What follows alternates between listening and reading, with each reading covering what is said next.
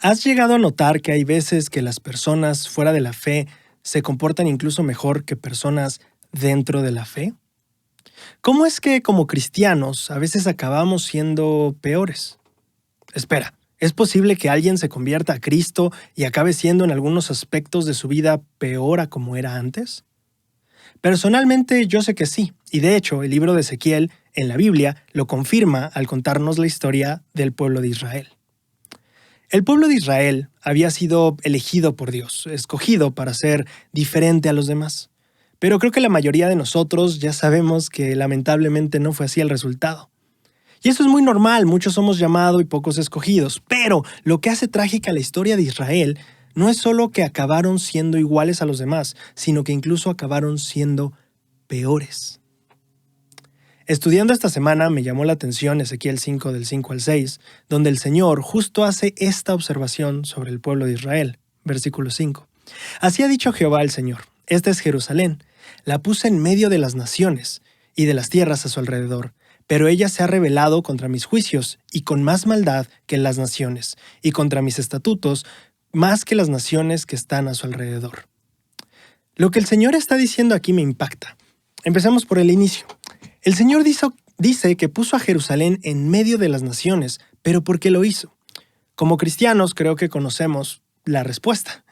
No se enciende una vela y se pone debajo del almud, sino sobre el candelero, y alumbre a todos los que estén en casa.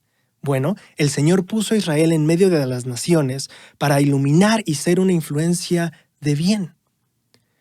Con esto podemos imaginarnos el dolor que sintió el Señor cuando el pueblo se rebeló contra sus estatutos más que las naciones que estaban a su alrededor, que se supone que debía ayudar. Los había puesto para hacer una luz, pero de alguna manera esa luz no solo se había apagado, se había vuelto un foco de oscuridad. Ahora, es interesante notar que Israel no solo se volvió más rebelde, como si fuera poco. Al final del versículo 6 dice que se rebelaron contra sus estatutos más que otras naciones, pero si vamos una línea atrás en ese versículo dice que se rebelaron con más maldad que las otras naciones. No solo Israel era más rebelde, sino que también de cierta manera tenía más maldad. Piensa en eso por un momento. Cuando pensamos en ciudades o pueblos malos, solemos pensar inmediatamente en lugares como Babilonia o Sodoma y Gomorra. Sin embargo, el pueblo de Israel también llegó a ser bastante malvado, al menos en las palabras del Señor. ¿Podría ser que en su rebeldía y en su maldad, mayor a las de sus vecinos, Jerusalén se haya vuelto incluso peor que Sodoma y Gomorra? La respuesta es bastante triste. Sí. De hecho, eso fue justo lo que pasó.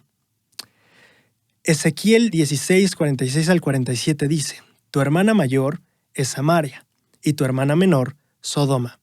Y no solo anduviste en sus caminos e hiciste según sus abominaciones, sino que, como si esto fuera poco, dice el Señor, te corrompiste más que ellas en todos tus caminos. ¿Qué? ¿Peor que Sodoma? ¿Cómo es posible que Israel haya terminado así? Se supone que eran el pueblo elegido.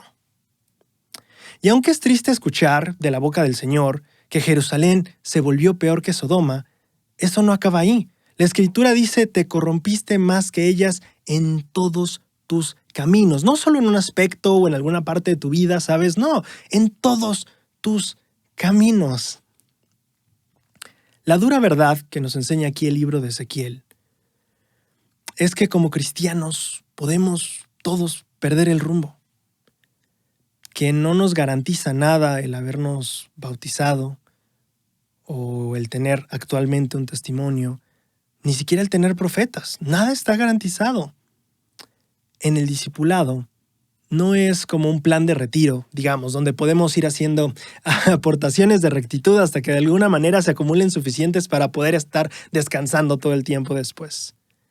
El libro de Ezequiel nos enseña que lamentablemente, como le pasó a Judá, si nosotros como cristianos no nos cuidamos, podemos acabar siendo peores que Sodoma.